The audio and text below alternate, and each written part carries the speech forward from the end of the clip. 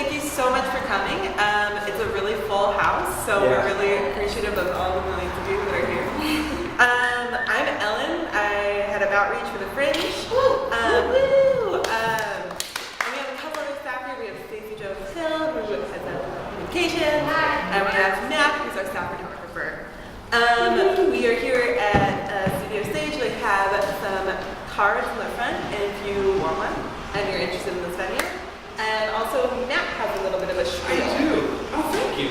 Hi there, my name is Matthew Quinn. I'm with Theater Asylum. I'm a venue manager that's been managing venues for 20 years. I've been doing Fringe since the beginning. Last year we had 84 shows in our 6 different spaces.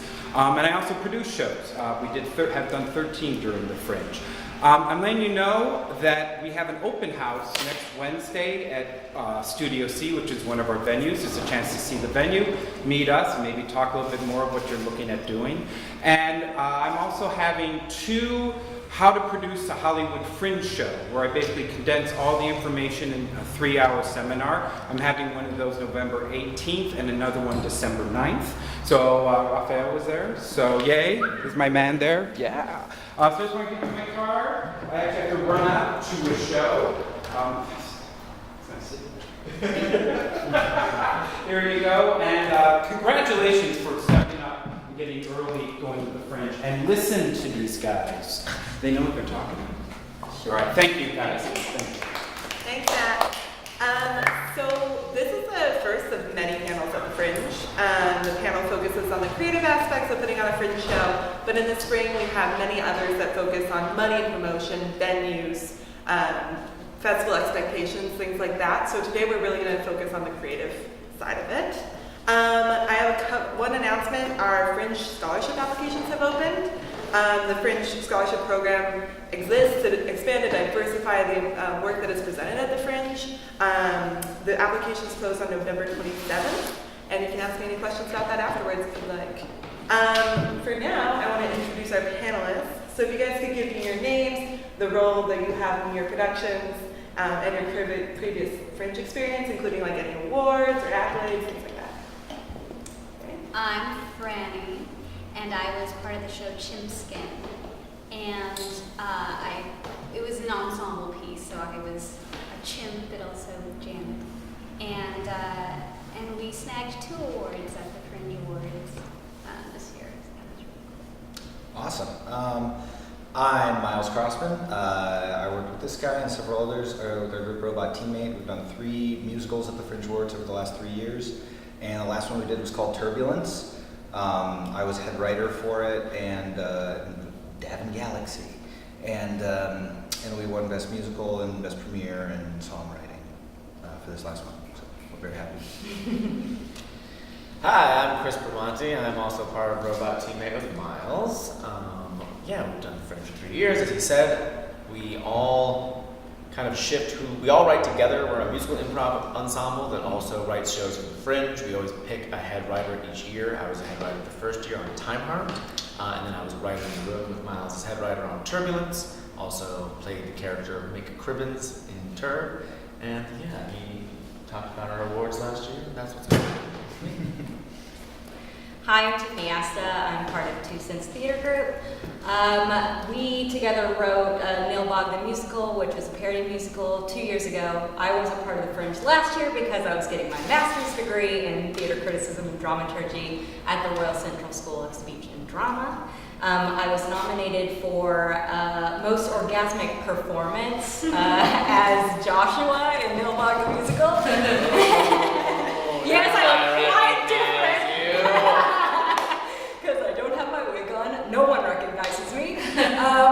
I wrote book and lyrics with Kate and Kristen, and Juan helped with the orchestration for that. Yeah.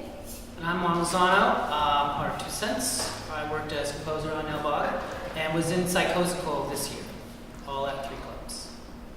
Cool. Can you guys kind of give a description of what type of shows you do? Is it like funny? Is it a group effort? Like what kind of shows are you guys writing?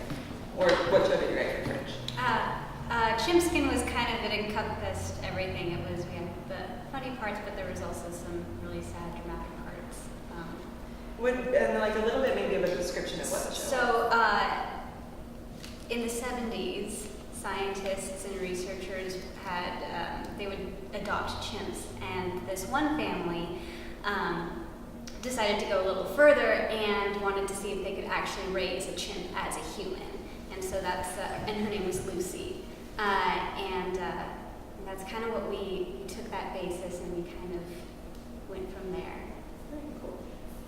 I'll let you describe what the show is, but I'll say what we are. Right. So we're a comedy musical improv group for the most part, and so we are used to just making up musicals on the fly with our whole ensemble, which is two of us, 3 other performers, and then Sam and Branson play piano and orchestrate for us. So they compose the musicals, and we write together as a 5-person unit with a head writer, basically deciding what goes and what doesn't. And yeah, they're totally comedy driven and sketch, but of course they've got story arcs and hopefully get to some of the serious stuff too. Yeah, Time Harp was a multi-dimensional time travel quest of a man who created the time machine in the 70s and then caused tears through space and time and had to go to the center of the universe in order to solve it. Thug Tunnel is the story of a sewer society that is ruled over by an evil man named Stabby Rick, and they had to escape him. And then Turbulence is the story of the future where Earth is a crappy, horrible trash planet, and everybody who's been, yes, in the future. Well, now Mars has been colonized and is where the wealthy live, and there is something called the Intergalactics, where they have a race around the sun, and we are scrappy Team Earth trying to beat the genetically enhanced Martians in the Intergalactics. So, yeah, silly, sci-fi, jokey. Two Cents writes an array of stuff, but most of our stuff usually has some immersive elements in it, site-specific, but we're trying to go towards that immersive arena with everything we do. With Nilbog, it was Troll 2, basically a musical parody of Troll 2, which is the best worst movie of all time, and it was an adaptation of that movie into a musical parody. And then Psychosical, you want to talk about Psychosical? Yeah, Psychosical it's a musical cabaret. We just basically put a bunch of rock pop songs together and set it in a mental institution. So we had this running theme of insanity throughout each one, and it's basically having these characters with different mental insanities and how their worlds kind of spin around each other. But as far as like having a normal arc of, say, hero's journey or somebody's trying to bust out, it was really more of a slice of life. So you come in for one day, and this is what happens in the mental institution. And then how did each of you guys get involved in theater and playwriting specifically? Oh, gosh. I know, it's like a weird like introduction to your life. A really long time ago. Well, my first show was at my community church. But then as far as playwriting goes, this was actually the first collaborative writing piece that I've been a part of, and it was so cool. It was really cool, and it was so rewarding and scary. Yeah, you don't know that feeling until it's happened, where you see your own kind of baby on stage. It's really wonderful. Gosh, that's such a tough question. But not really. It's just kind of always been part of my life. I went to this very just crunchy granola school, Waldorf schools or Steiner schools, and so we did a play every year. So it's just kind of always been a little thing that I've liked and have done. And in 6th grade, me and my friends wrote the one we did that year. And in high school, we were writing little things and filming them. And I always did improv starting in high school. So it's just always been kind of collaborative writing and stuff in my life. And so this was just another great extension of that, and we were making hour-long musicals, which is a different format than I'm used to doing, but after we'd improvised so many of them, it felt fairly natural at that point to make up another one that we actually held on to. So yeah. My first play, I played a ghost in kindergarten. He was a nice ghost. Oh, that's good. He was like a little ghost who wanted to be friends with the people. Did you write that play? I don't really remember. There's a picture of it on my wall. Oh, that's good. So I always did plays as a kid. I was always in the musical. And then most of the writing that I did wasn't necessarily musical writing. I would write like sci-fi stories, like prose. And so then when college came about, I studied writing at Tisch with the goal of becoming like a sci-fi screenwriter. And I stopped performing for a while. It wasn't until I came to LA where I started taking improv class that I began to perform again. And then through being invited to join Robot Teammate, which was just starting up about 5.5 years ago, that was when performing came back into my life. Because I was always in musicals. I had a band. I was in a punk band as a kid called the Mosh Potatoes. And that had always been present. And so what was nice about Robot Teammate was the freedom of just singing without fear. It's done when it's done. You're putting up a musical. It doesn't matter your songs. There's going to be hundreds of them, if not thousands. You don't need them all to be perfect. And so by the time we decided to start writing for the Fringe, which is because a member of our group, Kat Primo, who has been part of the Fringe community for many years before we'd even met her, we started thumbing around with this idea of Time Heart, wanting to write a play, and then she made the suggestion of, there's the Hollywood Fringe, you should just put it up at the Fringe. Yeah. And so then my life as a musical theater person has been with Robot and the Fringe since then. Wait, what was the question again? How you got involved? Oh, how we got involved in theater. Yeah, I've been doing theater my whole life. I started in church with little plays, puppetry, whatnot. And then I went to school and I did mostly musical theater as a performer. Into the Woods, West Side Story, whatnot. And then I came out here and I started literary managing. Mostly dramaturgical work, but then I was kind of trying to transition my dramaturgical work into developing scripts with other people. And then Kristen and I and Kate kind of came into this show together that Kristen had written, and then from there formed 2 Cents. And we did Fringe a couple of years before we decided to write anything. We were doing musicals, but transitioning them into a more immersive type atmosphere. We did Fugitive Songs 1 year for Fringe, which was a full musical that we created all these storylines for that were not in play because it was just a song cycle, but we created these story arcs for all the characters, and you could follow each character with their stories. And then from there, Kate and I are obsessed with Troll 2. We've been talking about having screenings for years and years and years, and then the idea came about that, hey, why don't we just write the parody for it? Because we dramaturgically know everything there is to know about Troll 2. That's why when Joshua came about, they were like, well, you should just do it because who else is going to know that character more than you? So when we wrote Troll 2, we kind of took the point of adapting the play and then kind of went from there. My foray into theater came kind of late. I was 19 years old.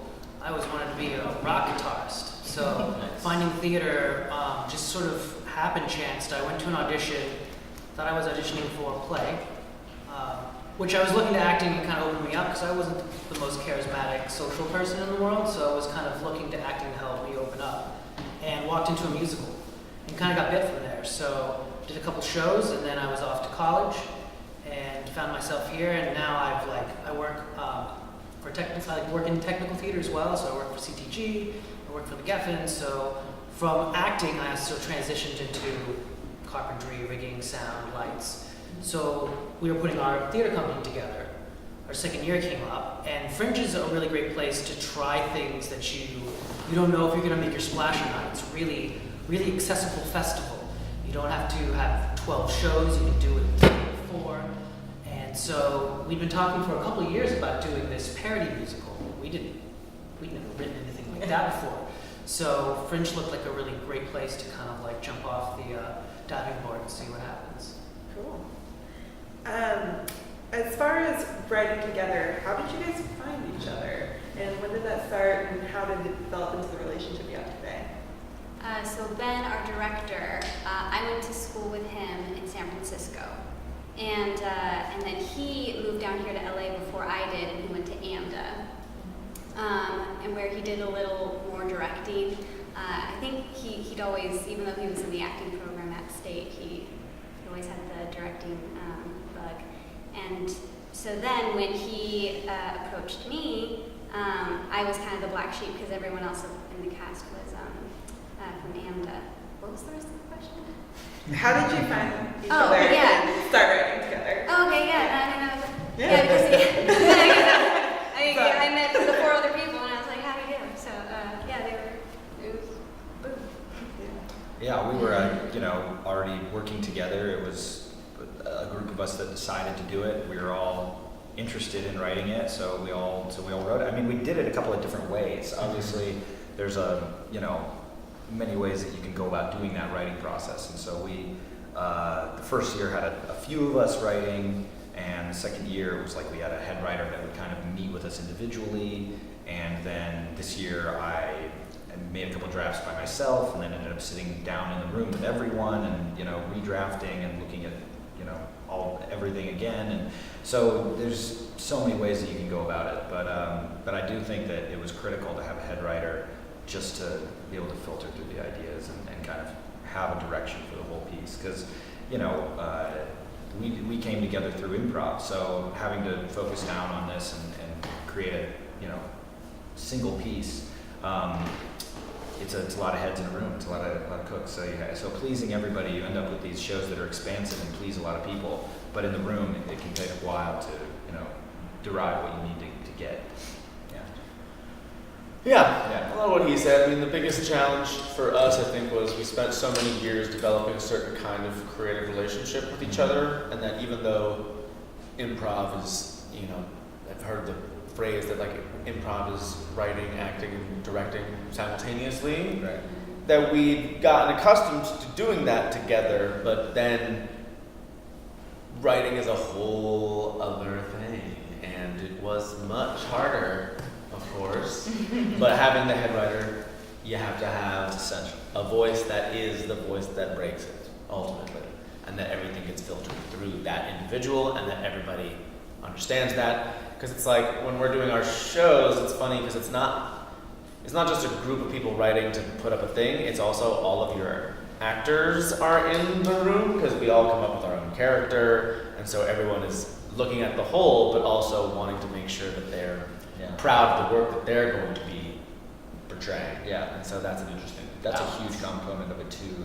Is there's I think our stuff is good because we each know the character we're playing and are interested in that character being good, and we're all in the room doing that. And it can, at times it can cause conflict, but for the most part, you end up with people that are all very happy with their character arcs, and so that's saying something. It's not always the case. We met on a show. Yeah. And from that show, I don't know if this happens to you guys, but there seems to be moments where you're just like, everybody in the room I love, and want to be with them for the rest of our life. We've made different theater companies. We've all branched out, co-produced since then. It was the second year of the Fringe, I think, that was a show, which was Natasha.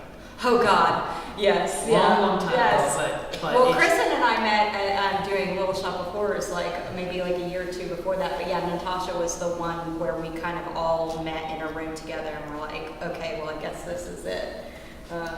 Let's just do this thing, I guess. Yeah. But as writing people,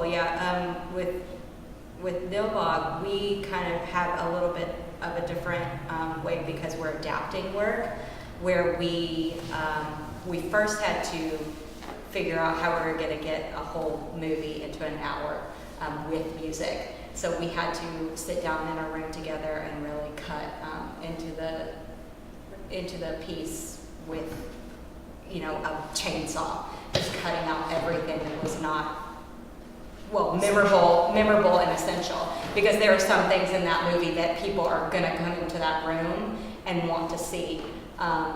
Like, oh my God, and all those things that you have to keep in, and then you're cutting everything into an hour and still trying to make it make sense with all those essential elements still in there. And then once that happened, we brought Juan in and went from there and kind of tried to hone the piece as a whole arc of the story. Yeah. So we don't collab right away. We took it and had to create a really tight show, and then add the musical elements in it after that. Okay, cool. And then how do you guys find inspiration for a new piece as a team or ideas?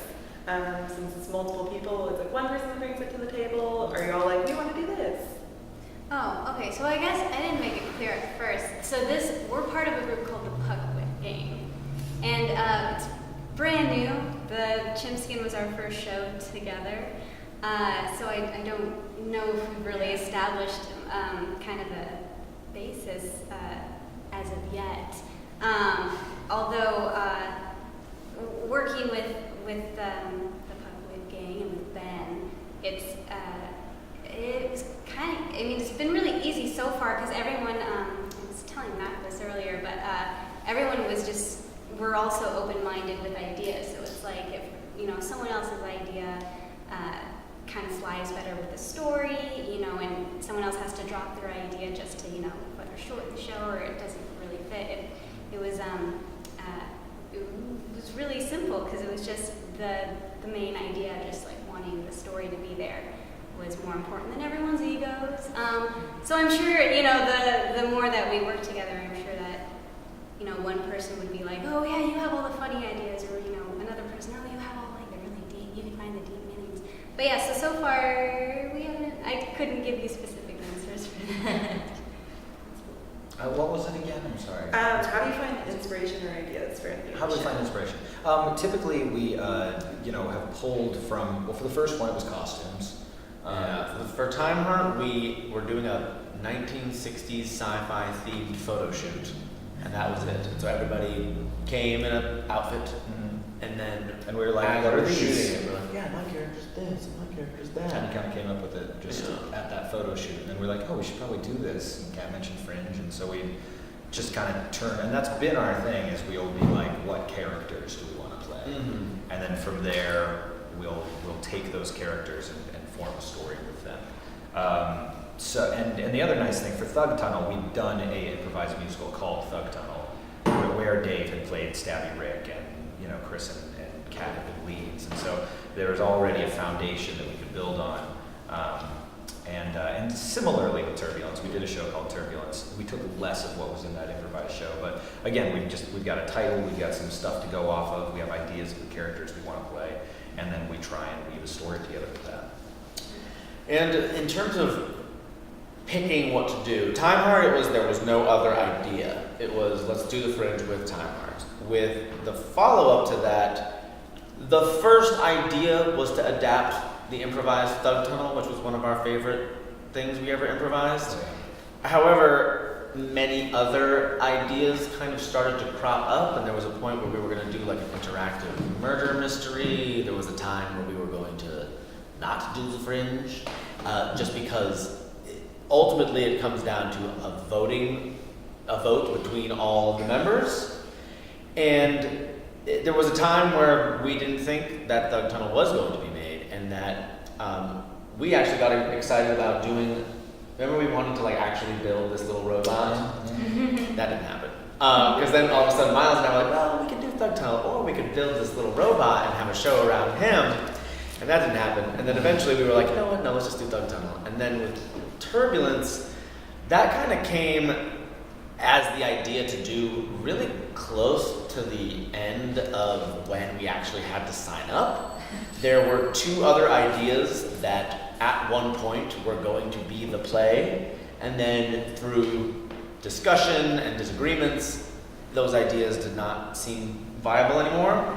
And then one that did was going back to what we did with Thug Tunnel, which was picking an idea that we already had technically created together, as opposed to these other two ideas, which were individuals had come up with ideas and pitched them, and then we voted. And then I was like, well, none of these really feel like the right thing. Let's stick with something that's already all ours. And so that's how it came about. Yeah.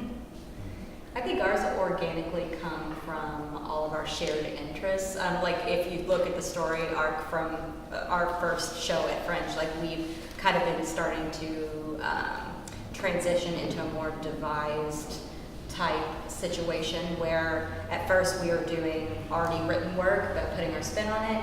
Then the second year it was an adaptation of a piece. The third year it's more of a devised piece that came through a group of music, and now we're kind of pushing forward with more original work going forward.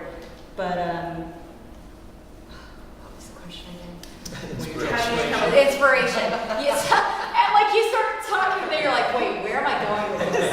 Yeah. So our inspiration kind of comes from our shared passion for. It's somehow we've gotten onto this passion for immersive theater and how we kind of juxtapose the audience with a piece of work, and how the space between the audience and the piece of work is. And we're kind of trying to become more innovative with the ways that audiences can interact with our pieces. So like our kind of evolution has been going towards that, and our fellow love for kind of playing with that idea.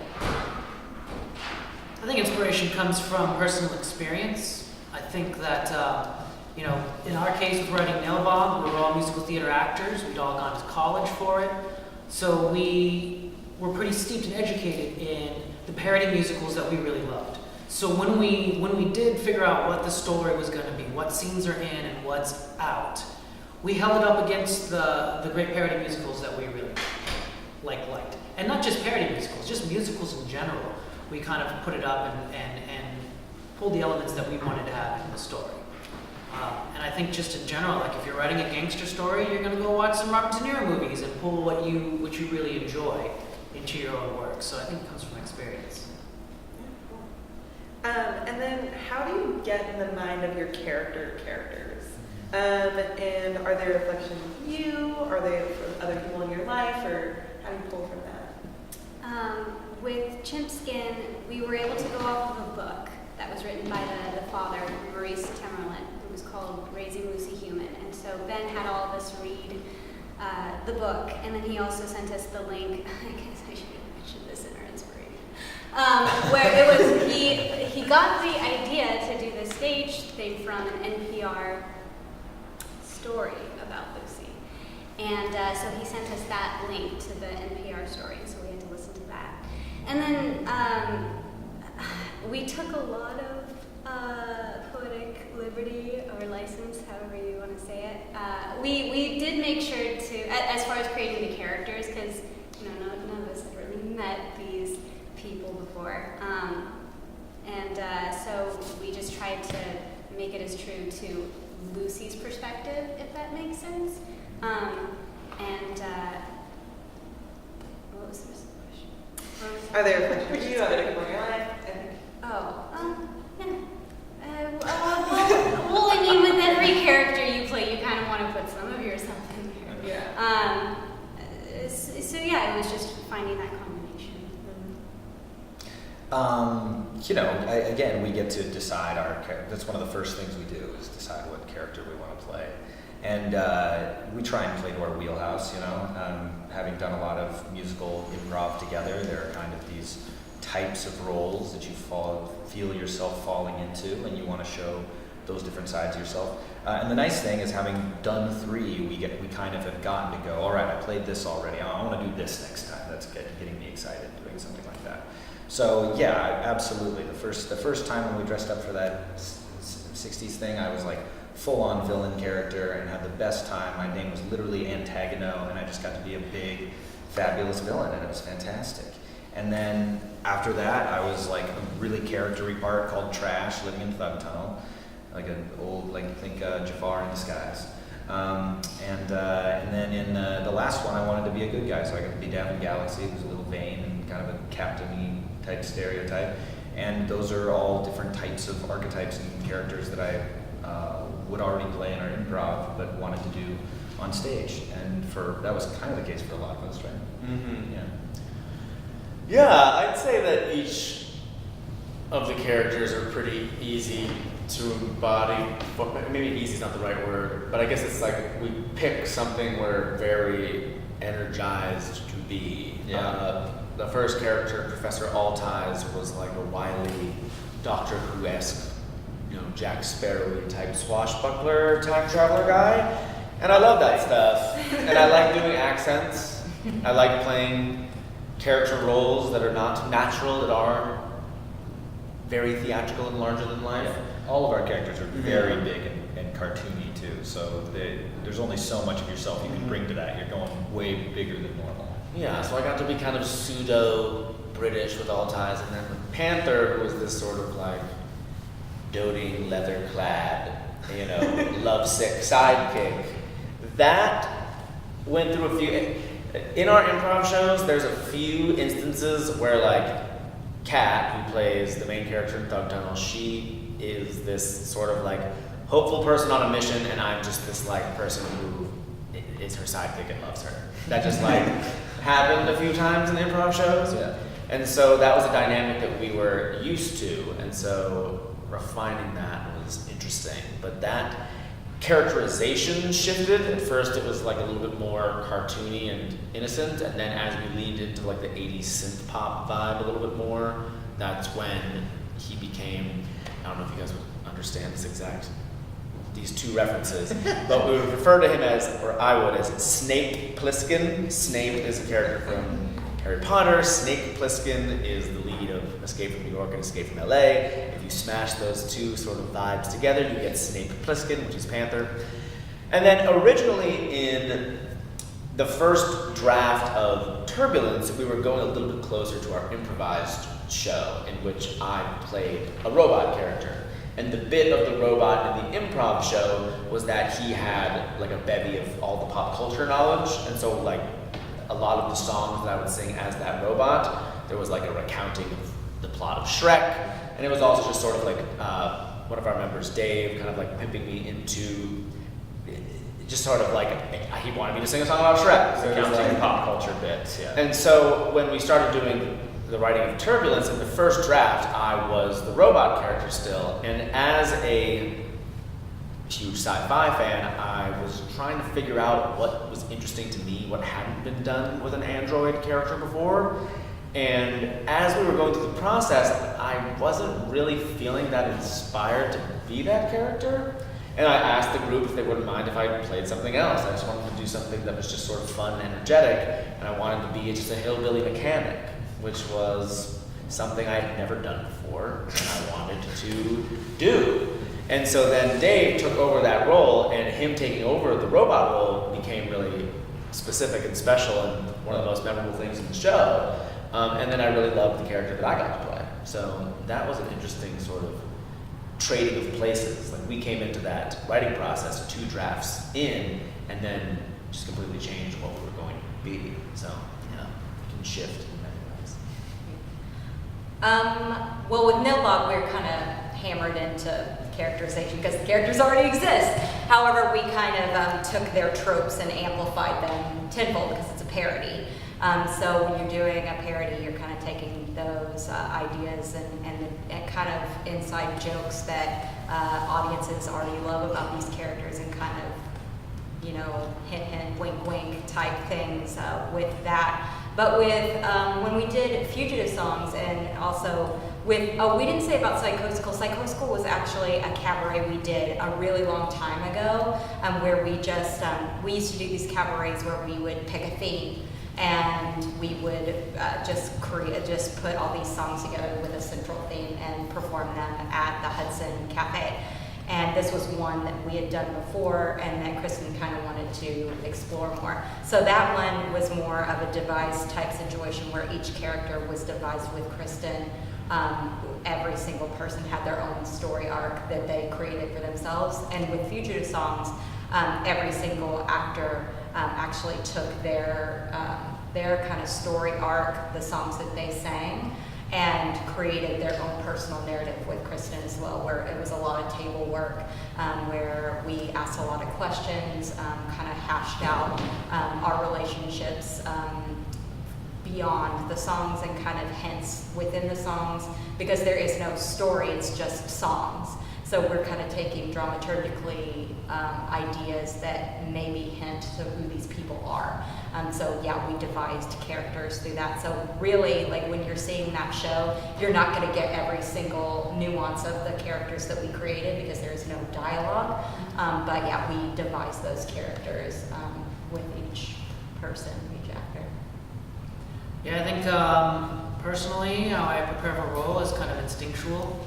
If you need more script analysis versus like I gotta spend 2 weeks out in the desert so I can feel what it's like to be alone, I think that usually comes after the first reading. You have a pretty good idea of what it's going to take for you to get to where you can see where the character is going to be.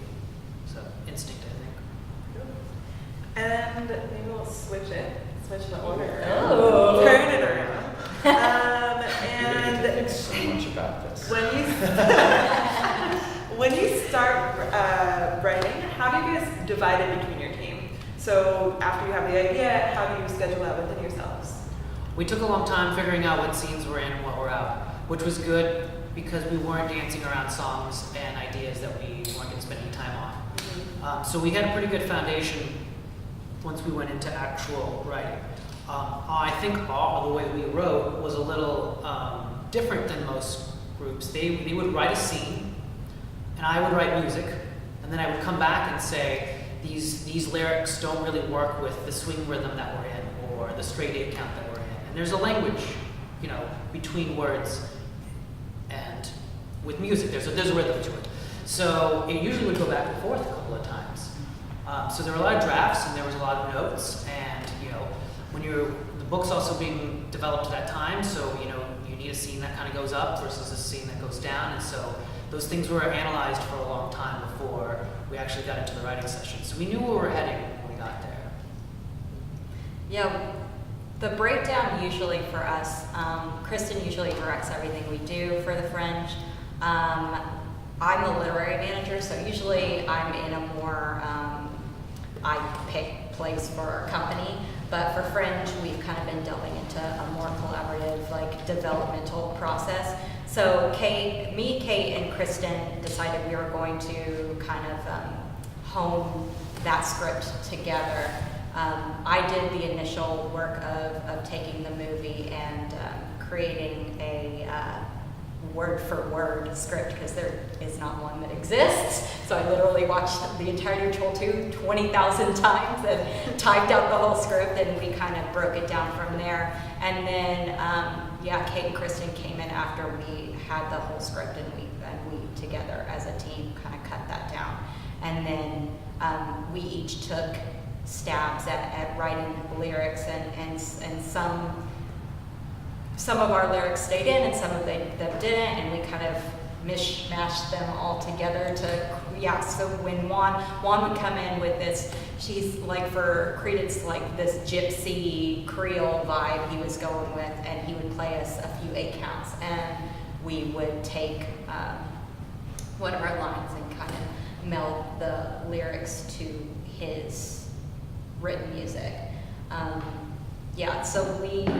That one was that's the only show that we've really had a full writing team for, because most of our stuff has been devised with every actor, and that's really the only show that we've had a writer team per se. So yeah, as a group, Juan wrote the music and we adapted what we wrote as a team to his stuff. It's been different each show, and I think that we've evolved the process. The people who were most excited about the concept started meeting and just talking about it in every possible direction, trying to get as excited about how big it could be in terms of center of the universe, going back in time, forward time, armies of robots, like how insanely large can we make this idea?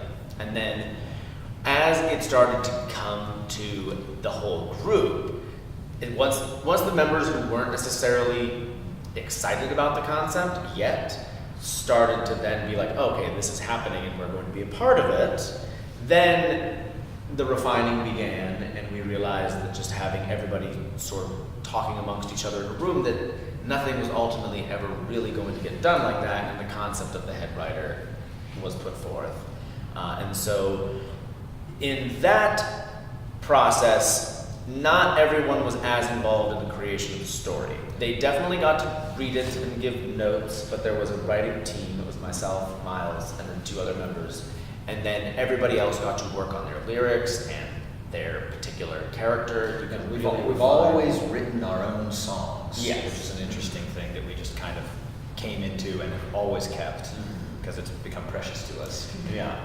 And we've always had some amount of control over our own words. So anything that's our stuff that we're saying, you can kind of take the content and then have fun with it. And we also, are big time improvisers. So when we're doing live shows, you might see a slightly different show from one night to the next. So there's a lot of liberties taken. But yes. And with Thug Tunnel, we weren't really going to do Fringe that year because it just sort of snuck up on us and it seemed like it was not going to be enough work. But then Molly, who's a member of our company, really wanted to do that show and was very sad about the prospect of not doing it. So when we were like, we are going to do it, she really guided that process. Just directed it, had wrote it, met with everyone individually, and like as Miles was saying earlier, it was like, you still write your song, you get together, you assign each person a song, and they do that, and she helps you refine it. And then the newest process, I'll let Miles talk about because he ran it. Yeah. So I wanted to try and refine it even more, and I knew that the head writer thing was cool. We outlined with everybody in the room, figured out the scenes we wanted. I ended up doing like a draft or 2 even of the script in different forms, until we came up with the final thing that we wanted to write, and it ended up kind of just chunking out scenes and going through and adding lines here and there. But I did a bulk of work, and then we would kind of redraft through it, which was, it was nice for me because I already had my ideas on the table, and then we got to kind of sort through them and pick and choose, and people got to do what they wanted to do and what they wanted to add, which was great. The difference is that it was a show this year that wasn't following the hero's journey as we had done before. So these definitive roles were not established. It's a team movie. What was your explanation for it? The 2 movies that it is. It's Cool Runnings and Galaxy Quest. Yeah, Cool Runnings.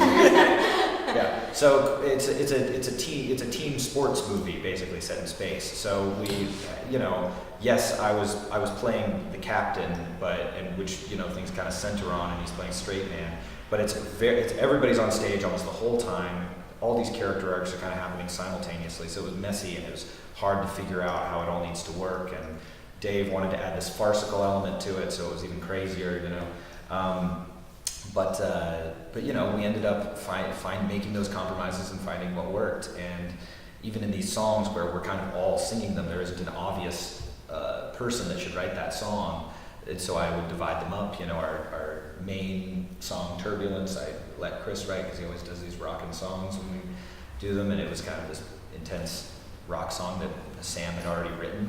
And that's the other thing, is it kind of depends. We've done that differently every time too. Sometimes we send Sam lyrics, and he'll craft something that's perfect right away, and we're like, great, that song's done. And another time it'll be him sending his song, and we'll need changes or what. It's been literally different for every single song in every different show.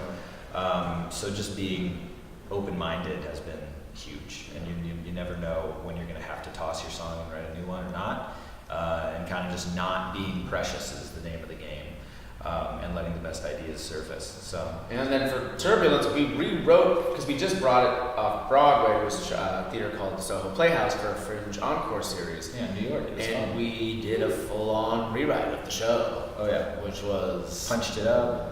Which was an exhaustive process, and that was all of us in a room together, Me moderating, but yes. Still, it was just brick by brick. Yeah, because we had video of each show, which was great. We and knew so, which jokes were working, and what we could afford to make better and change or lose or whatever. It's basically the same, but we made a lot of really exciting changes that we loved getting to perform again and do better. Yeah.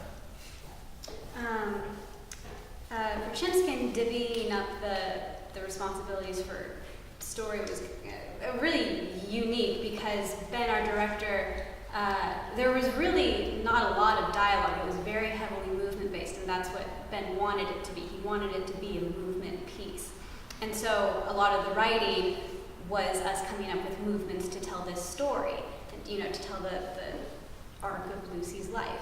And so all of us were at every single rehearsal, and what Ben would usually do is he would split us up into either 2s or 3s. Sometimes it would just be one of us working on our own, and he would give us prompts, whether it was you know, an idea that had been mentioned in the book, or, you know, certain keywords or emotions. We worked a lot with viewpoints, which I don't know if anyone is familiar with viewpoints. We did a lot of that, which I love. I've had experience with that previously as well, and so it was a lot of it was just experimenting. So much was thrown out, you know. Someone would be like, "What?" And but it was.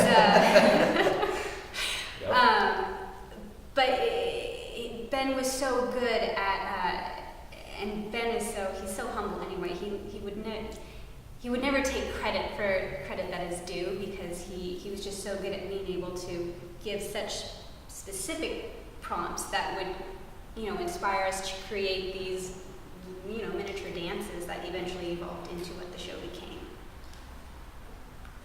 And then how do you personally become inspired to go and write? So you have this empty page and you're like, ugh. How do you get from ugh to something great? You gotta risk writing something bad. Yeah.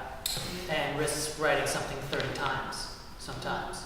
Yeah, it's just working at it. You just gotta keep pumping it out. You guys must have a huge amount of rehearsals that you go through with your process, and it sounds like you guys did too. And I got to see Chimskin. It was amazing.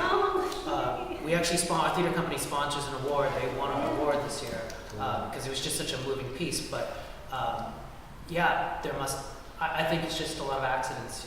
You take the good, you take the bad, and then you make a TV show. I don't know.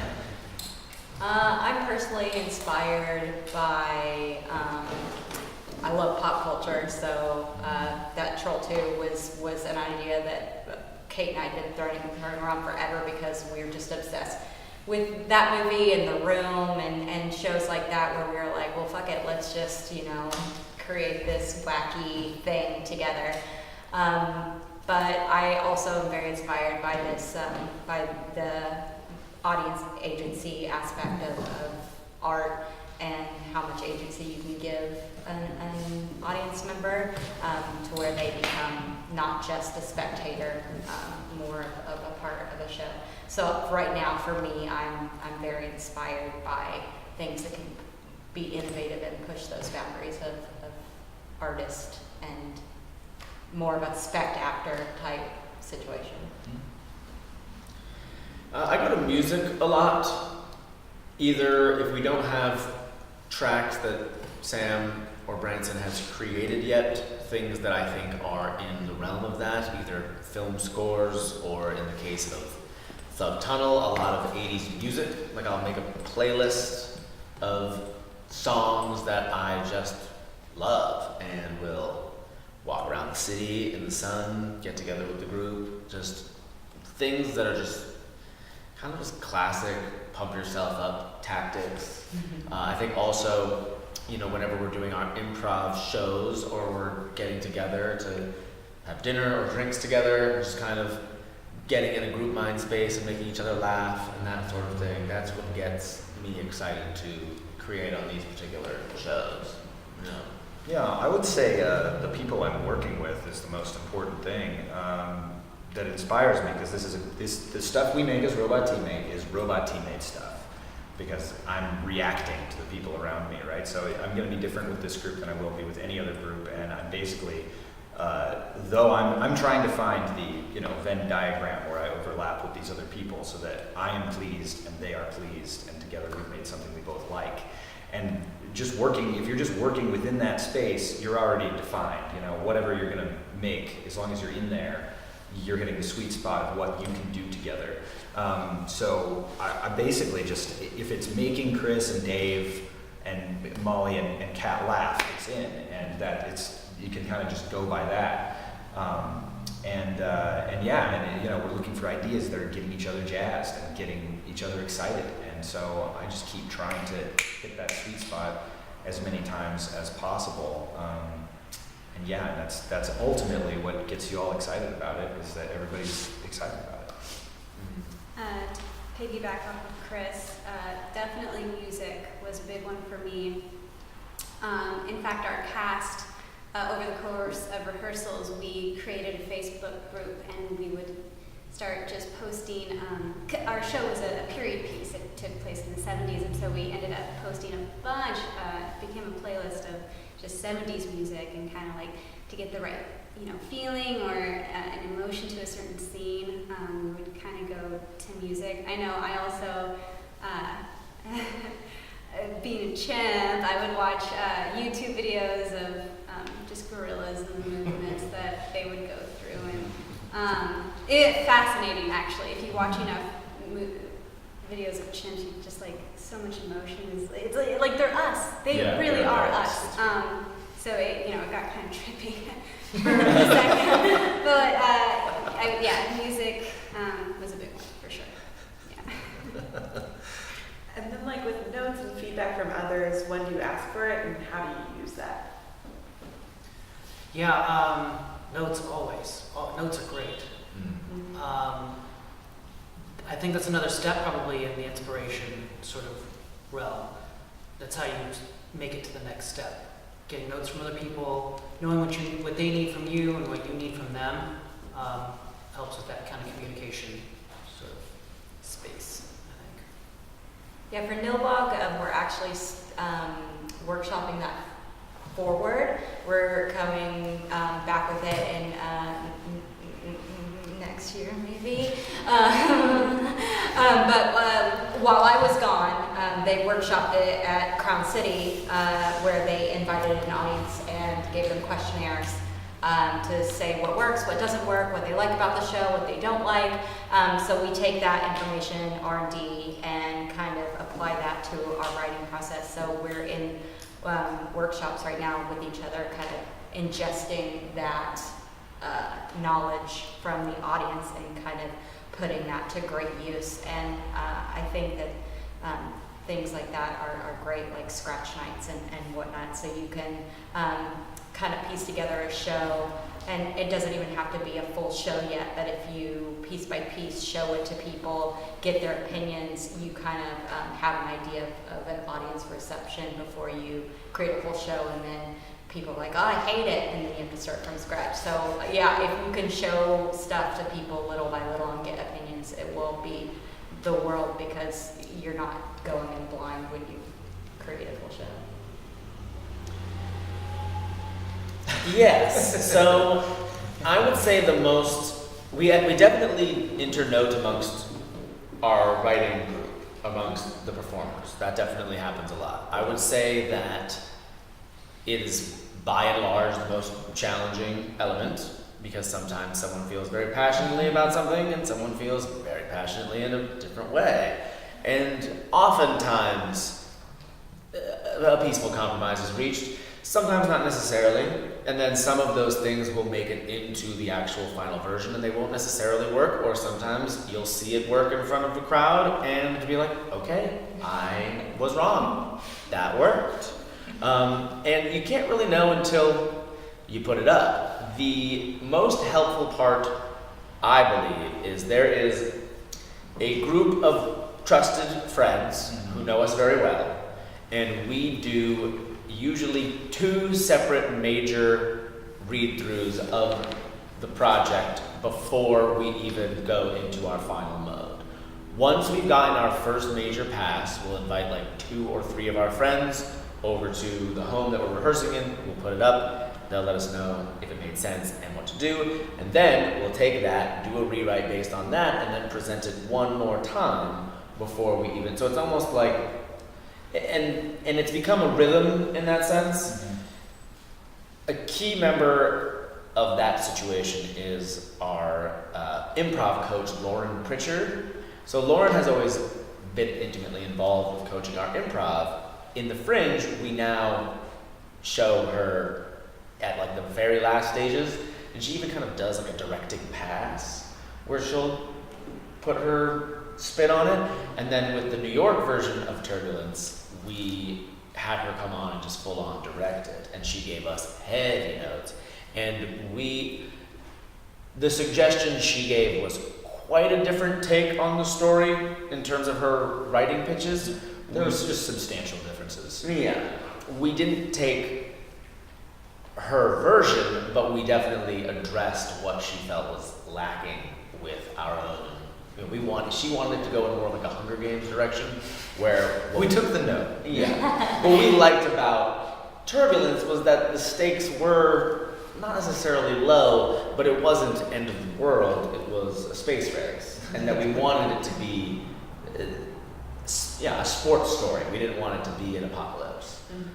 So notes are heavily important, and definitely at times the most painful part of the process. I would say, well, they're necessary. I mean, it's a sounding board for all of your stuff. I'd say that one of the most important things is getting people that you really, really trust, and getting, people that you know that whatever they're going to give you is going to be valuable. Because there are some people you'll get an opinion and you're like, well, that sounds like your opinion, but I don't know. It's like you have to know who you're getting and who's you're getting these notes from. And I think that, one of the big things for us is taking the note they're saying, not necessarily the suggestion they're saying. Trying to address the issues that they might have with it, basically reading between the lines, And gosh, those 2 note sessions that we do are so majorly important. It is a great tiebreaker for anything that is like, and does this make sense? Told you it didn't make sense. You know what I mean? So things like that, you can finally, solve those mysteries of your script if it has been difficult for you guys in the room. So definitely do it, but take it all with a grain of salt. Notes and feedback were a huge part of our collaborative process. I mean, it was really where we would devise a piece, a part of the story, perform it for everyone else, and then immediately afterwards be like, oh, we thought this worked, and this worked. Maybe not this, maybe not that. We also would film a lot of our rehearsals. And then post it to our Facebook group so that we could go back to it, later on in the week and be like, oh, you know what, actually remember that thing you did like 2 weeks ago in this section? Let's copy and paste it into here. And I think Ben put so much trust in us as a cast, because I think before we opened and showed it to the general public, he only had a couple outside people watch it to give us notes. So I think was really it showed for us, the cast, that he just put a lot of trust in us, which was really cool. I was gonna say one other thing, but I can't remember. So now you're too late. Well.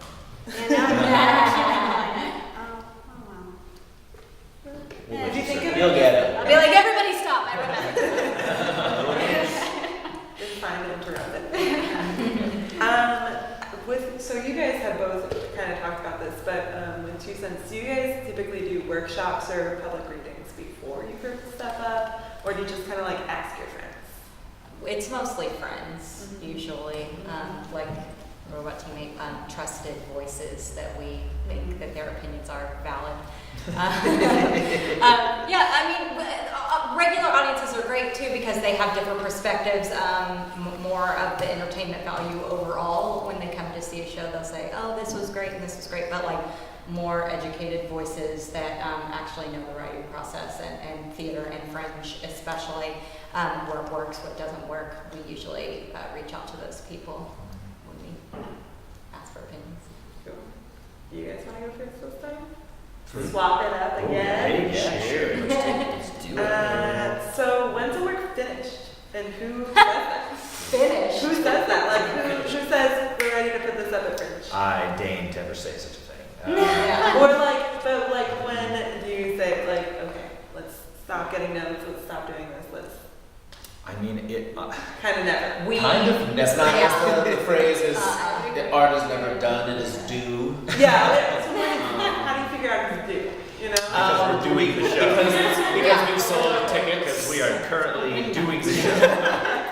people are expecting us to be at this theater. No, we're improvisers. It never stops. Yeah. It literally never stops. We're on stage. We come up with we will improvise parts of our shows, and the content remains the same. And you try and keep it within time.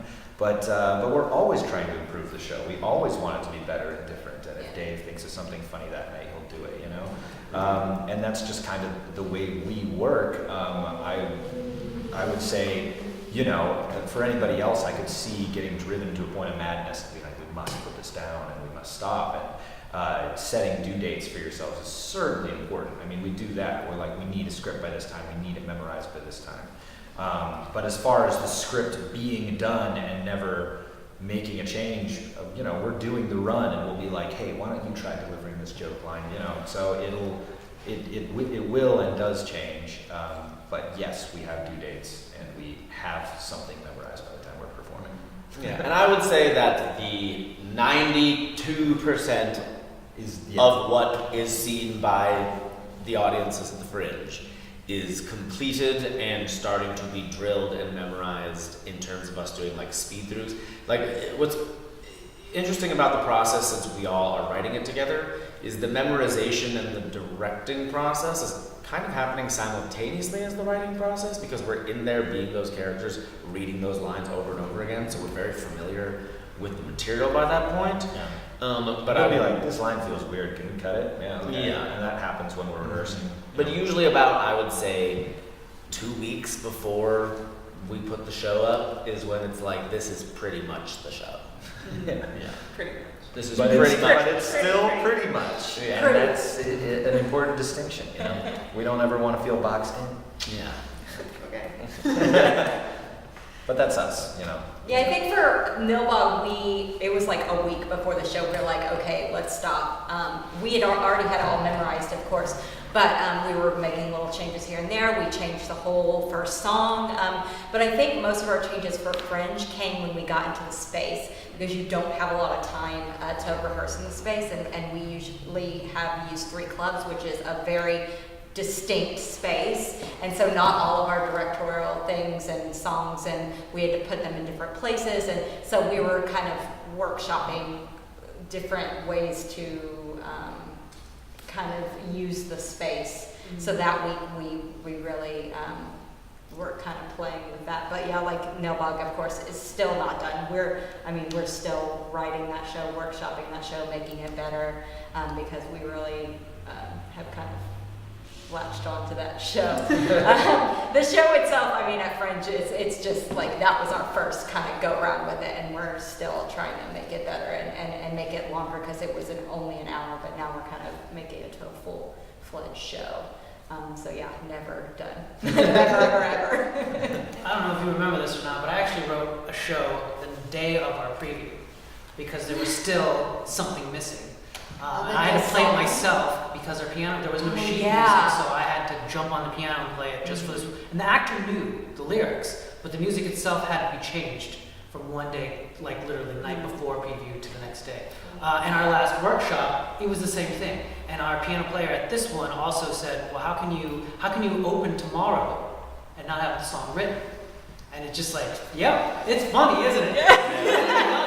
Either I'll play it or you'll play it, and we won't put you in a situation where you don't feel comfortable. But deadlines are awesome.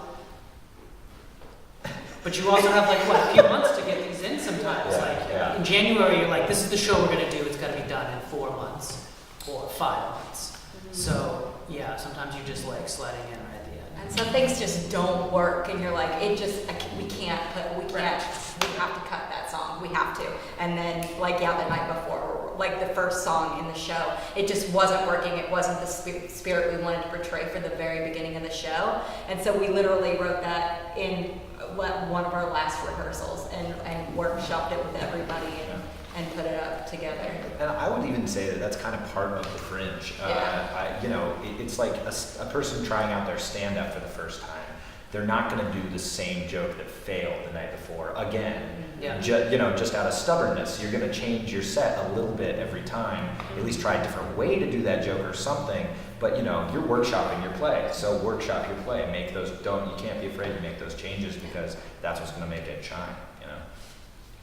I can't remember how far along we were in the rehearsal process, but it was the point where all of us had realized that we had created finally a beginning, a middle, and an end.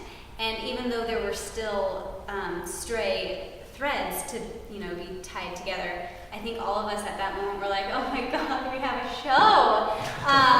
And at that point, like even though there was still so much work to be done, just having that skeleton, we were like, yes, this is it. This structure is not going to change. Now let's, put in the details. Let's put in the everything else. And I mean, and of course, even after we opened, if Ben saw an opportunity for to make a scene, come a little bit more alive, he would pull us over afterward and say, hey, maybe. So yeah, the notes were always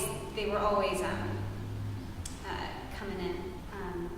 But yeah, it was, as far as like when it's done, in that point, just having that skeleton. So not really caring about the details, but having that like solid base. Yeah, I think that like with Fringe, definitely, it's not like regular performances where, the director steps back and once the show's up, they're done. Yeah. Like Fringe, it's very hands-on. Like, yeah, if you see something that's not working, we try something different the next performance, because this process is very much okay, well, what works, what doesn't, and we're gonna switch it up. Because usually when I do proscenium type performances, the director is nowhere to be seen after the show goes up. That's not how it is. We're always changing and making things better. And then, I don't know if this is applicable to all of you guys, but do you bring in other people into your process once you're done writing? And if so, how do you find them? I don't think that's really applicable to you guys, but it might be. Yeah, it is. We had, ensemble members for Thug Tunnel. So we wanted to fill out our tunnel and had some basically friends of ours, performers that we trusted and liked already, and just brought them in to fill out some of these parts, and they got to have fun with us and sing in the choir, and Sam brought them in. It was a fairly straightforward process for that particular So thing. like not auditioning, just people you know. It was kind of just like, these people we know and like, and we know are excited to participate. Yes. Yeah. We're big proponents of using the resources that you have and the people that will be excited about it. Because you can definitely always find people that are excited to be in theater, but you're not going to find people that will go the extra mile and do you favors, and you know what I mean? You have to have people that are invested in you. So we will look for those people. Those are usually the people that we go to. I think the people we bring in for our shows are mainly music-driven people, like David Rubin and Sandy, who are more, on Juan's wavelength with the music and writing music and musical direction and whatnot. Our writing team was pretty much solidified. We had our director, our dramaturg, somebody else who was in the show, and I was writing the music. So the three ladies were pretty much taking care of the script, the book. All that was pretty much in their hands. I had some collaborations with some other musicians to help me sort of solidify the music. In Fringe, you look for a way to make it simpler, right? So like we had one piano player, which when we do the full production, we're going to have a full pit, rock band, all that stuff will be there. But in Fringe, because you probably are workshopping it to be something, you want to know what's hitting and what's missing. I think you tend to simplify stuff. Like when you guys went to New York, did your score expand? Did you guys add songs and more harmonies and stuff? Yeah. Yep. And that's in the time frame. The more time, the more work you can put into it. So yeah, we definitely had some collaborators, but it wasn't on the writing aspect. It was more on the composing aspect. And then how do you guys find your actors as far as your shows? Ours are all internal members within 2 Cents. Like every single person within, not Psychosical. Psychosical, we asked a few members because they were very specific archetypes. But for Nilbog, it was strictly members, except for we had guest actors come in to play the sheriff, who was like a very iconic character within the show, but we thought it was a great way to collaborate with different companies within Fringe. We had Yeah, we had Dave Haverty Yeah. and Kurt Bonham. Kurt Bonham and a bunch of well-known Fringe people come and perform that it's a very small part, but if you're in the Fringe community, you see that person, you're like, oh, it's like a fun little cameo that we added that we brought in. Yeah, it's one of the cooler aspects of Fringe is meeting all these different theater companies that when you go out and see their work, you're like, I want to go hang out with them at the bar. Yeah. So, and you get a chance to afterwards. Initially, with Chinskin, we were planning on just having, Ben on his computer, like hitting play to songs for parts of the movement pieces. But then we were blessed. I'm so glad that this happened. We were blessed with a friend of Ben's girlfriend, Nathan, and he was a didgeridoo player. Cool. And he brought in the live music to our show, and it completely transformed the last half of our show, and it was amazing. We couldn't have lucked out more because it really did. It brought that eeriness, because the second half of the show is Lucy being reintroduced after she's been raised as a human, and they pop her right back into the jungle and be like, okay, you gotta be a chimp now. And but it just really brought this whole nother level to the show, because it gave this eeriness and just this earthy, kind of visceral feeling to the whole thing that just wouldn't have been there if we hadn't gotten that the didgeridoo player. So always look for and it was having it being live was really great. Yeah. And then how do you balance working with different personalities within your guys' writing team? And if there's a conflict, Alcohol. how do you solve that conflict? There's no right way to solve any. There's no right way to do this. It's just for me, being the head writer, you have to keep it based on what you're currently talking about. So not letting it get extraneous or make it personal. Keep it based on what you're talking about, specifically what the best course forward is in terms of what's good for the play. And just trying to cut out all of the other bullshit as much as possible, and reminding people to keep that stuff at the door. And disagreements are bound to happen, especially with us. We're all so passionate about it. We all want it to be so good, and we all have different ways that we think it should get there. So, just trying not to take those disagreements personally, and being able to keep it on topic so that you can find out what's best and move on. And sometimes it does come to all right, the three of us think this, two of you guys think this. Listen, this is our way forward for now, And it's just very simple kind of conflict resolution, problem solving, moving forward as best you can, and drinking afterward. Yeah. I think when we all participate socially together, which usually happens, most of it, we have been together for over 5 years now. We've been in each other's business so much, every week for a very long time, and that the Fringe often will kind of bring us to seeing a little too much of each other point, just because it's every single day, and that more And you're conflict wearing the runs. same outfit, so Yeah. it's Everybody's legs are exposed. Yeah. So I think we that wear very tiny shorts in place. Yeah. So I think reminding ourselves of that playtime is important too. Everybody, let's all have dinner. Let's all have drinks. Let's all just laugh and not think about the play.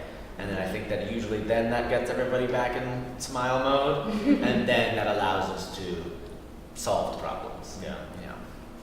I think with Chris and Kate and I, we know each other very well. As we've been friends for Kate and Kristen have known each other since high school, and we've known each other for 8 years now. So we've collaborated quite a bit. But with Nilbog, I think the best thing was to pick and choose your battles. If it's something that you're not that bothered about, just step back. If it's something you're so adamant about, stand your ground, and then usually it happens that the other two weren't that bothered about it, and they just be like, okay, well, that's fine. We didn't really have I don't think we had any area where like nobody was budging. Like eventually one of us was like, yeah, I'm not too bothered about it, let's just move on. Yeah, it was usually one person that was the most passionate, they usually got their way. But it was also a situation too where it was like Kate and Tiffany knew the story very, very well, and Kristen and I did not. Yeah. So you kind of like cede to the authorities on that one, where it's like if they think it's important, then it probably is to the audience members that loves this musical. So usually the most passionate person in the room wins. We were pretty good in terms of compromising different ideas. I think we just cared so much about the story we wanted to portray. We just wanted to be true to kind of Lucy's life, that when it really came down to a boiled like this or that, if the rest of the cast was able to see if one choice was, maybe the better choice, then the other person would, eventually be like, yeah, you know what, you're right. We just wanted to make sure that everything was truthful, and so egos were left at the door at the end of the day. So writing for Fringe is different than writing for different places. And with the time constraints, the space constraints, how does that change your development process? It's completely integral to it, I would say. Our plays have integrated the idea of the Fringe more each time, because our first one is super expansive, and we had like sets and props. Oh god, that was so stressful. It was so I remember when I brought forth the first draft, and one of Kat's notes was to cut out that my character served them tea. I was like, why would I cut out serving them tea? He's trying to make them feel comfortable. Because then you're going to have to carry a tea set, and you're going to have to put it away. Or an invisible tea set. Yeah. And I was like, and so then I didn't even really grasp that, but then all of a sudden we had these giant sets, and we were. Big clock and like So we like had to. I like built a time machine. It was like a big table. There was a antagonist lair, had like a desk. It was ridiculous. It was it was too much. It was way too much. It was stressful. It hurt our joy levels just because it was like, all right, my scene is done. Okay, now I have to turn this thing around here. You have 15 minutes. So in case people don't know, you have less time to load in and out during the Fringe than you would in a normal theater setting, where you could be like, bye, I'm gonna take my stuff out because there's a show loading in right after you. Yeah. We actually bought more time. We aren't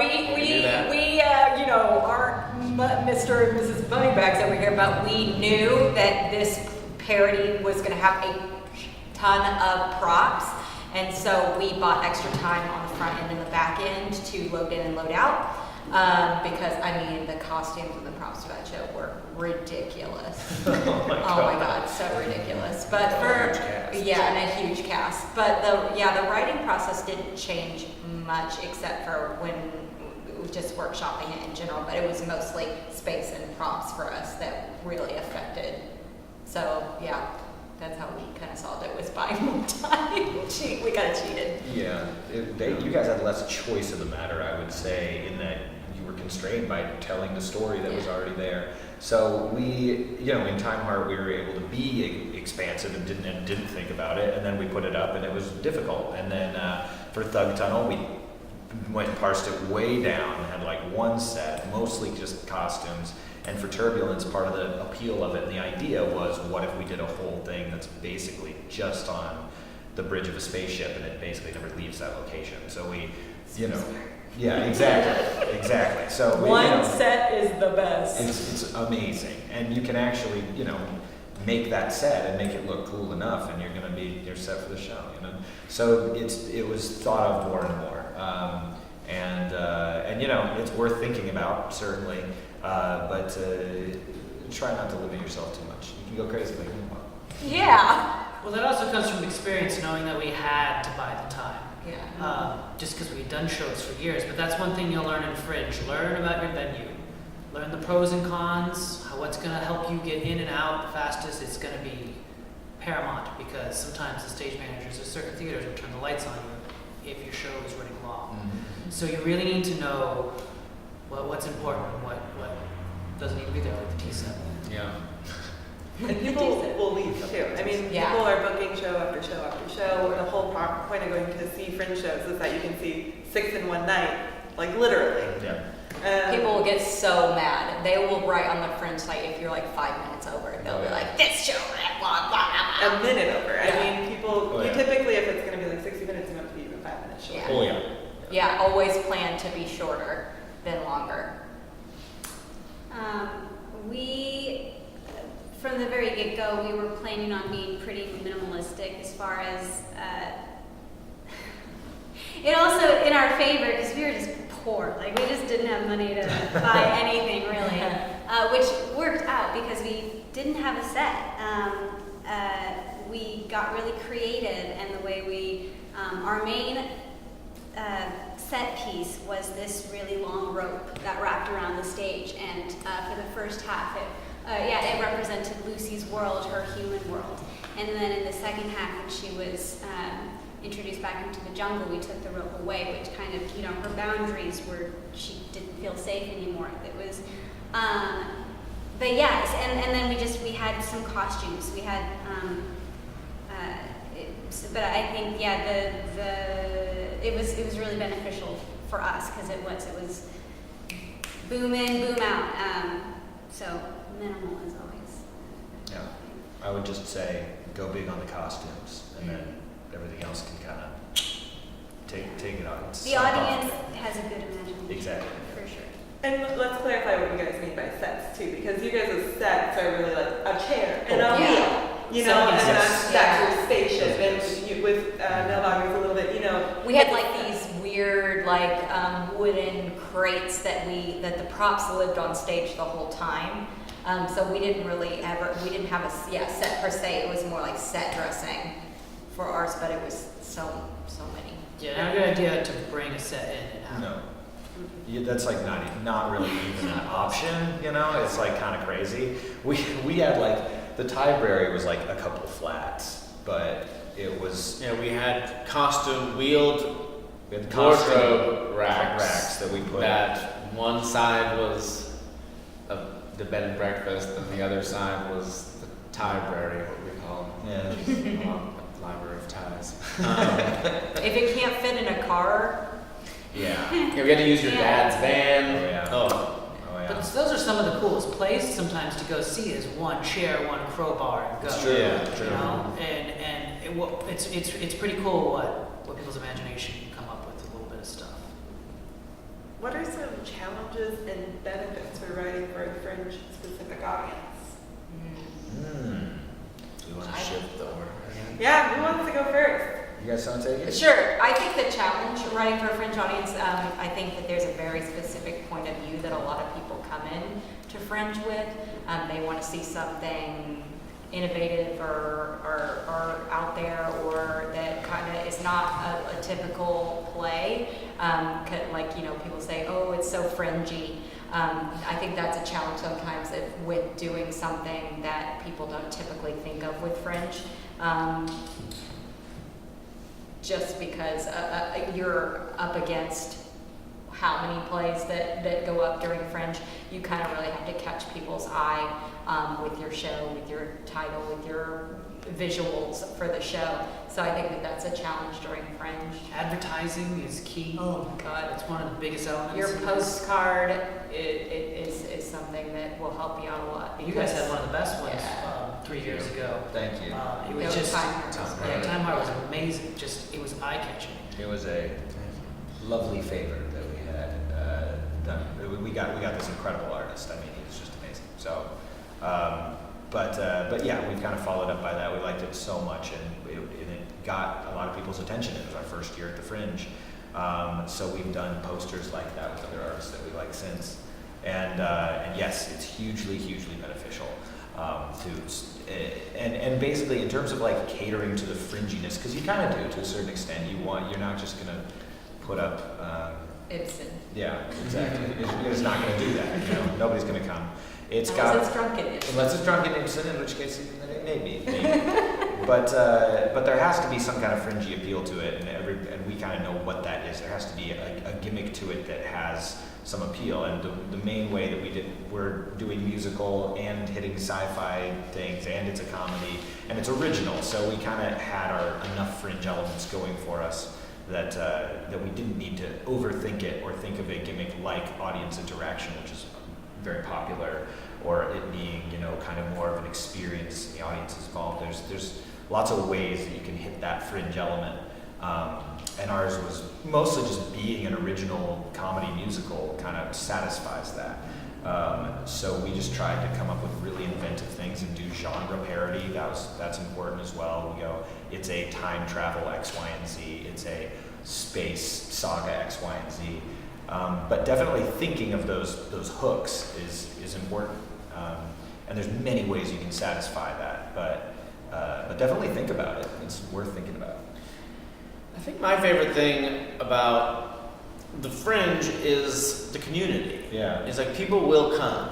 People will, if you want to participate, as much as you put in, you will get back. If you want to go to the networking events and see everybody's shows, you will see stuff. You will get your work critiqued in a generally very positive way by members of the community on the Fringe website, which is very helpful. And it's just, everyone gets it in the sense of we're all stressed. We're all throwing things together and running in, and you've got 10 minutes. Like, everyone knows that vibe, and therefore it's like, yes, you want to tell a good story and you want it to be rehearsed and you don't want it to seem like you didn't care, but there's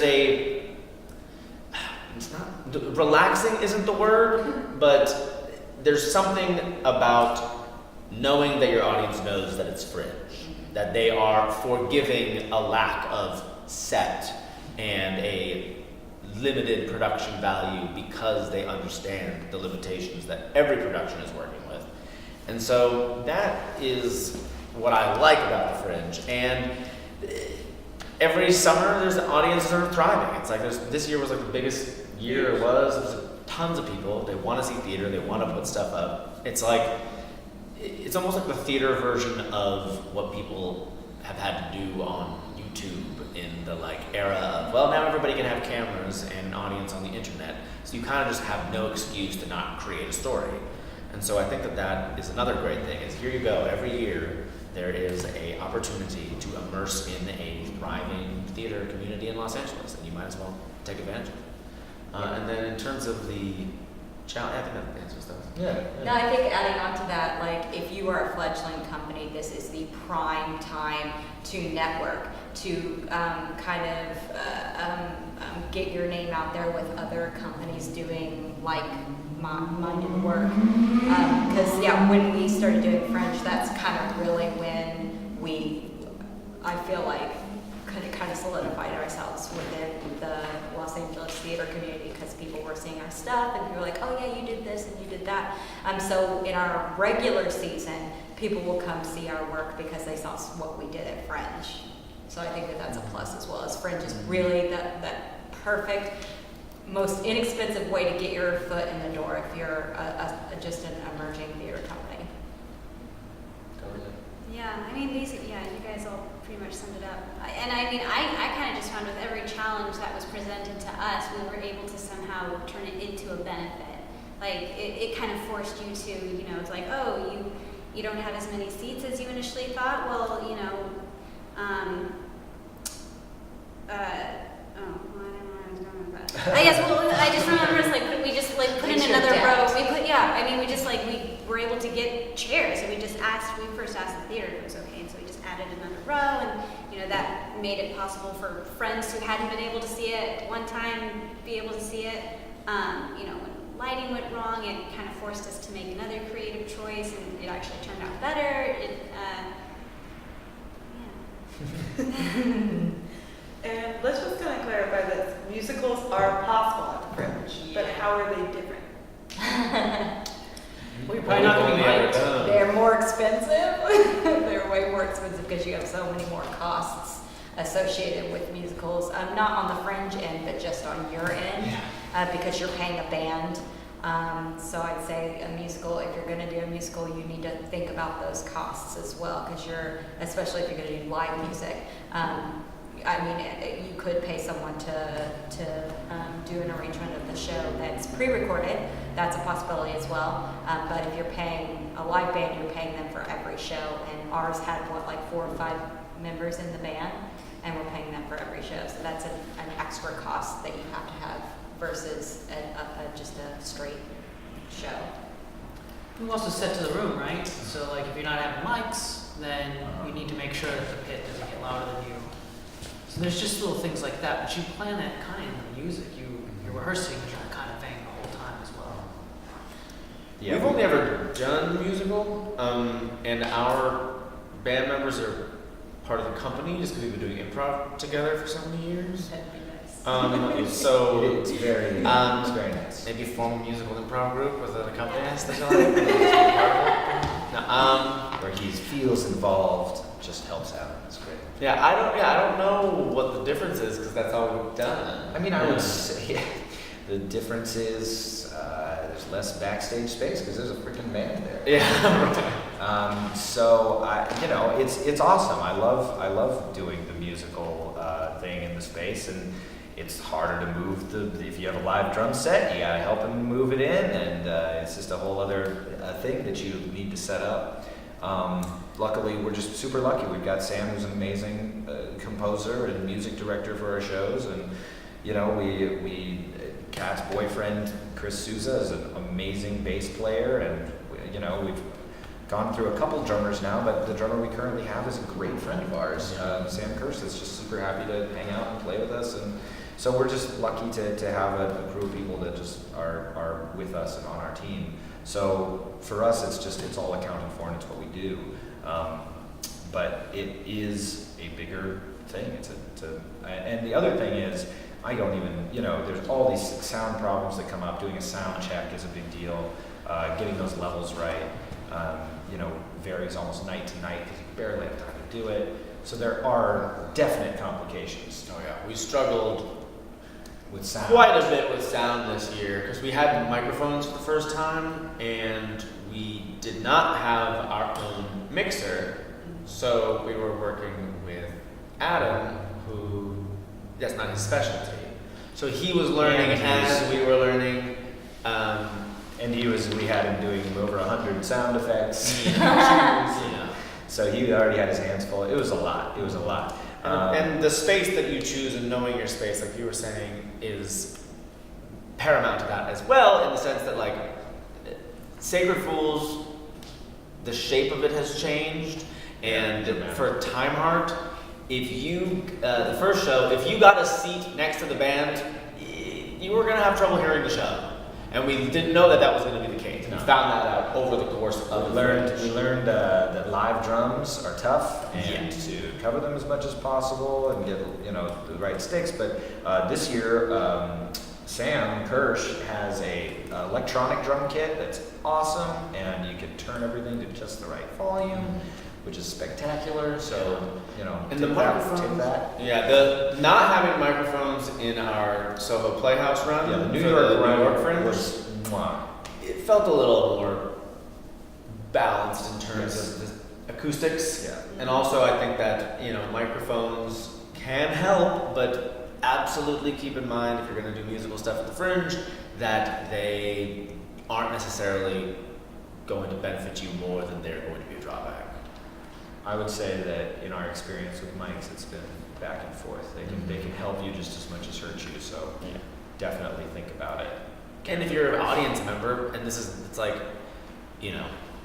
they only see what you're putting up. They don't know the pain you're putting into it. And yes, there is that element of it is the Fringe, and people know that you're working with resources. But at the same time, if you're a theater goer, you're there to be immersed and to be moved. And if you're sitting there, and then all of a sudden there's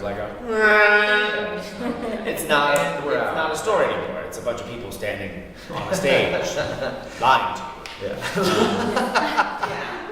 So I just want to make sure that we have time for a couple of questions. Sure.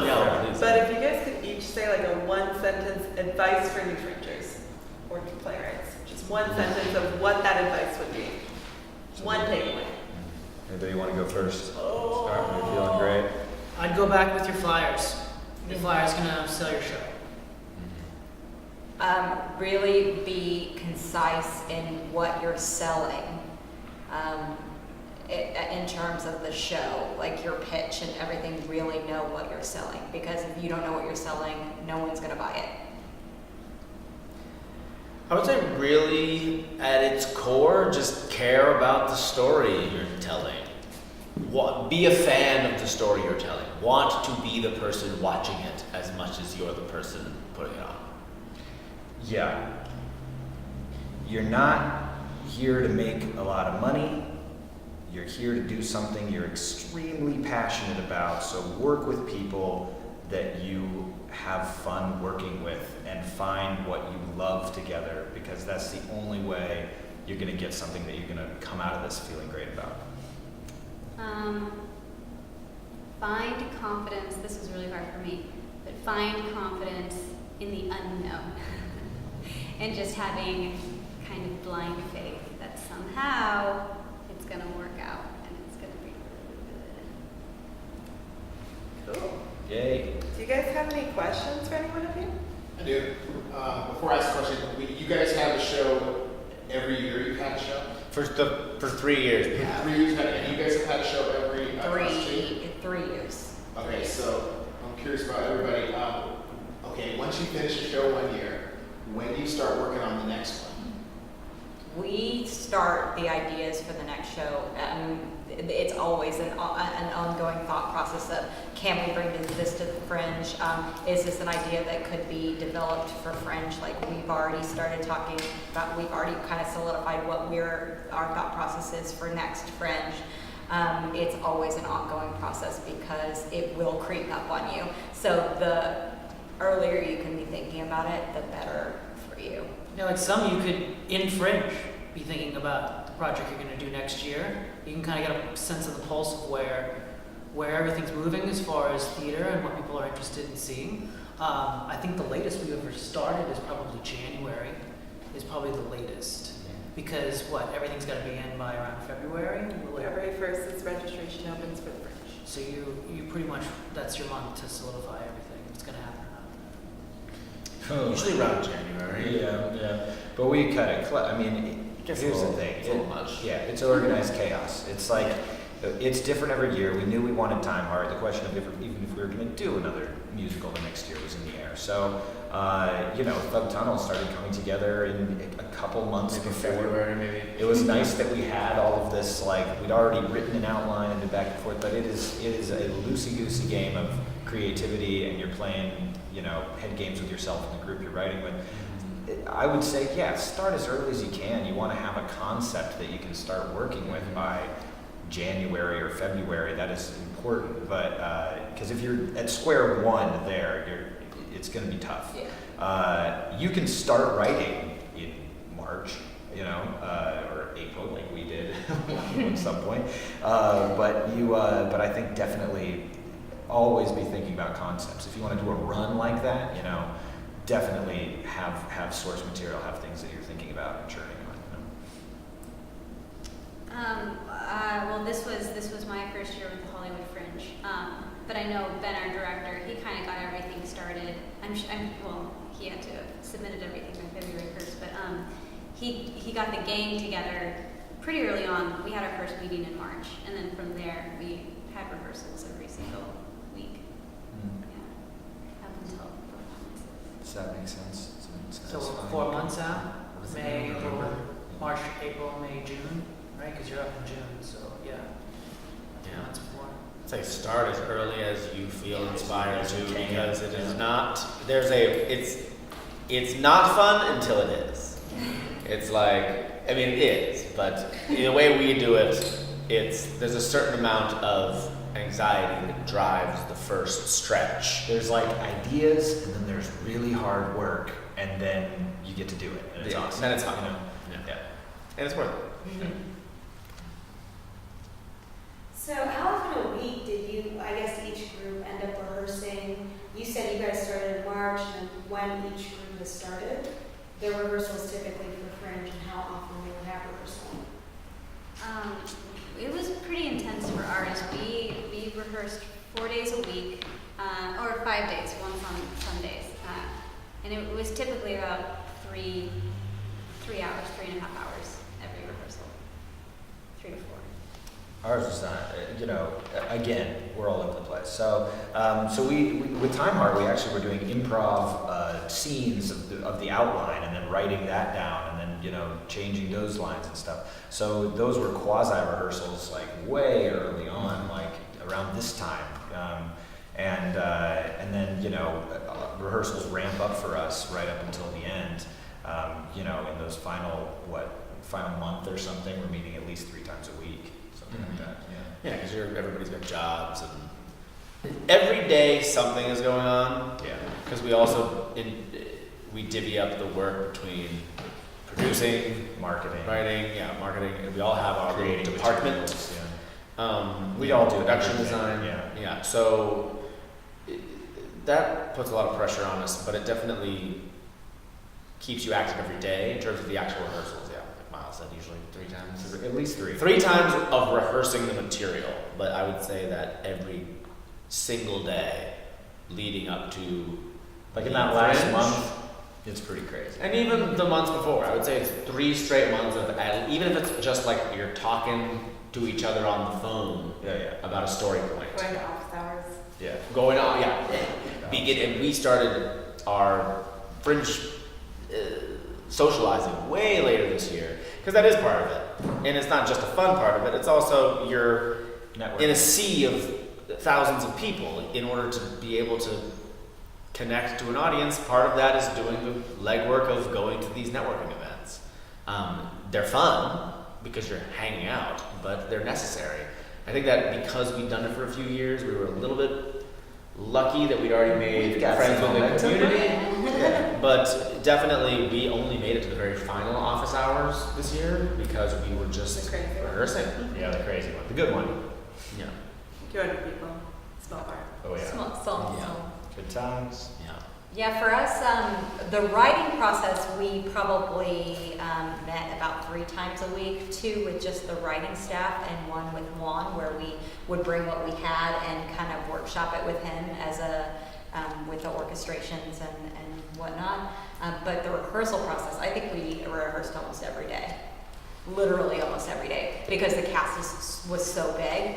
What was there, like 12 cast members in this small little space, but you weren't always called, but there was rehearsal every day for the show. I was called almost every day because I'm in 90% of the show, but we had maybe a day off.